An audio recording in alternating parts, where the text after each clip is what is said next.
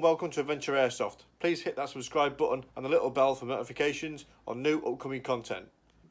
Hi, welcome to Adventure Airsoft. Today we're talking about cam and concealment.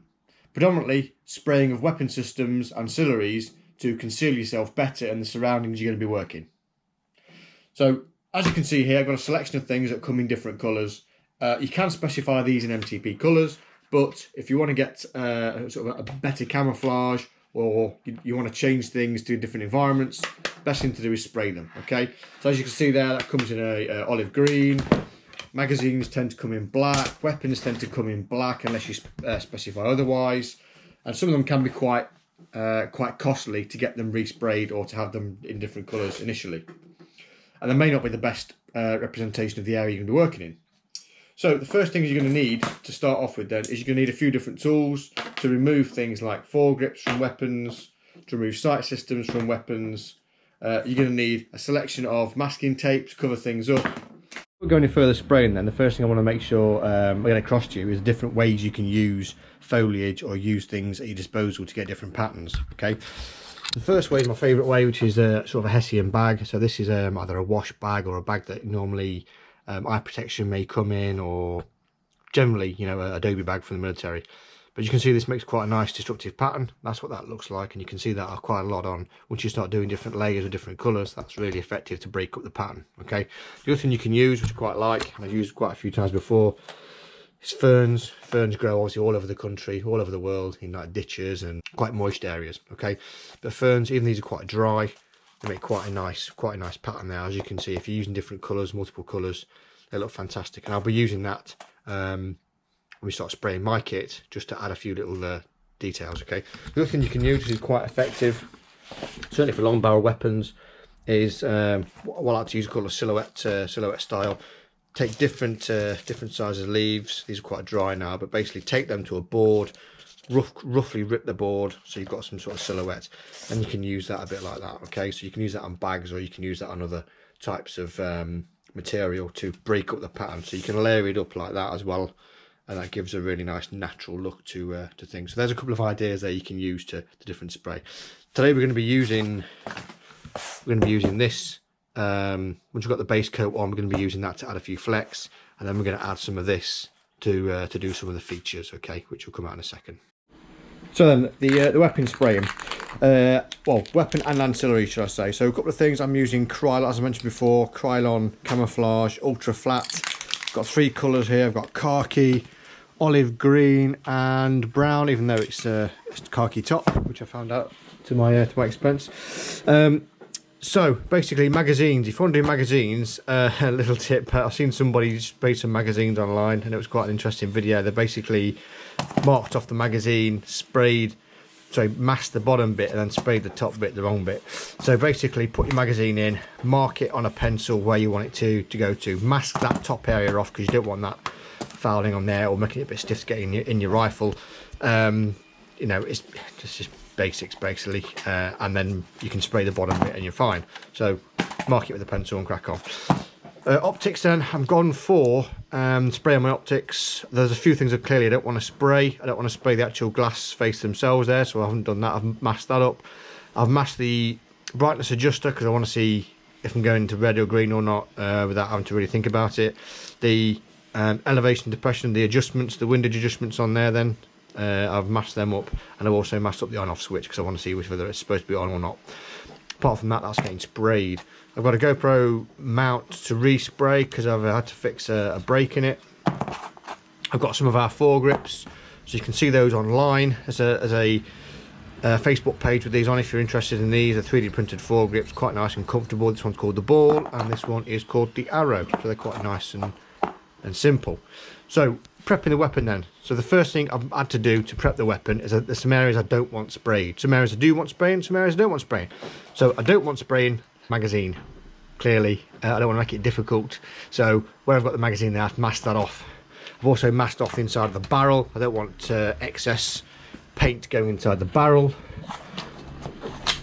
Mine is unusual in the fact that it's got in the foregrip here, it's got the electrical connections and the battery, so I've masked that off. I don't want anything going on there. I'll put it back on in a second.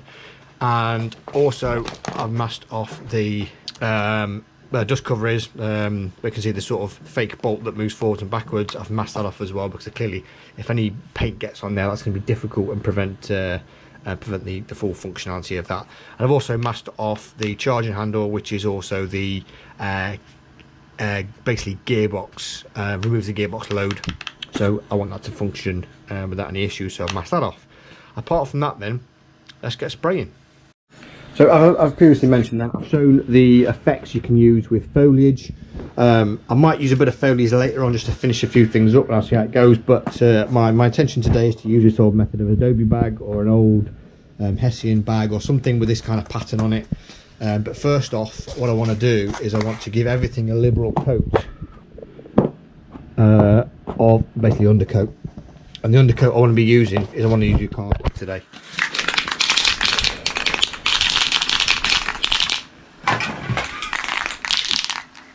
So for the khaki then, there's no real right or wrong way for any of this.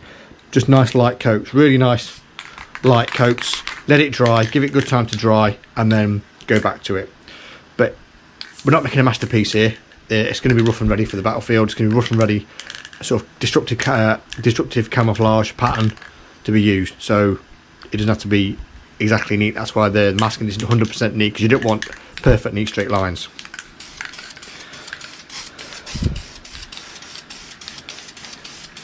So nice even coat then. I would say it doesn't even bother about if you're getting watermarks, drip marks, sorry, watermarks. Because a lot of this is going to wear anyway. Although Krylon's quite heavy duty, quite a hardcore paint. So we'll let that dry. So it's exactly the same on the other side. When it's dry, I'll flip the weapon over, do everything, and the next thing you're going to see, you can see it all pre-coated, undercoated in khaki. Now you can use other colours depending what environment you're going to be in, but khaki seems to be the best sort of base layer before you start putting greens and browns on to break it up. It's a bit like MTP. MTP is basically a base layer of khaki first, and then it's got different layers on top of that. But it depends what environment you're going to be in. You can be in just pure woodland and pure green and dark brown stuff. I'd recommend going with a lighter brown and then going with like a darker brown sort of lines, or black sort of swavy lines in it. Bit like a tropics sort of pattern, but it's entirely up to you. At the end of the day, it's just basically a lips for looks. So as I'm waiting for it to dry, then I just thought I'd do a few little techniques to show you what I'm on about. So the first one, a bit like a Fleckton, almost German military-esque sort of technique, a sort of speckled effect. That's with the bag itself, so you can see the base coat of the khaki, and you do one layer of green, one layer of brown. You can see that. And the other one is using the ferns or any kind of foliage. That's the kind of effect you get on there. So you get a more conventional sort of camouflage material. Again, depending what level you're going to do, what you're going to switch it around to. So personally, for that looks quite disruptive. Two different types of magazine there, two different colours. I've not decided yet what I'm going to do with the weapon. The weapon's still drying in the base coat, but you can see different types of effects there. So now we've sprayed it, let it dry. What does it all look like? What's the finished article? There we go then. So looking good. So I've gone for a sort of a South African military / Afghanistan combo there, basically, for the sort of a bit of a woodland theme. Let me zoom in slightly so you can see. So basically what we've got is I've got the undercoat of khaki, the sand colour, which went on quite well, even though I've got a mixture of plastics, metals and rubbers, so they will wear at different rates clearly, which is all part of the effect. Then I did some slashes of green and then slashes of brown intermittently around the body itself and across all the areas. And then I went over with the Hessian to do the sort of like speckled effect, or leopard print, or whatever you want to call it. So that way it breaks it up a little bit more. So it's kind of a hybrid look about it, but I think it looks quite good. That together with the helmet as well. So you will get this chipping off, and you get the black underneath. So you've got to bear that in mind. Would you get a bit of wear? So I've actually chipped a bit off on purpose, so you can see you get a bit of black underneath. That'll give it a few wear marks, a few sort of marks of distinction. But now I've put all the accessories on. So I've put the red dot sight I'm going to be using.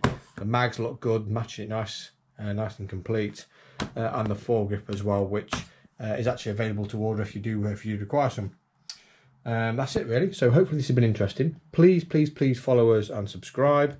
And if you've got any questions or comments, please fire them below, and everyone can jump on board. Hopefully, as we get more followers, we can have some really good discussions on there. And please stay tuned for the future videos that we've got regarding beginner basics of Airsoft when I get back into it, or get into it. So please look forward to that. Thanks so much for watching. Take care.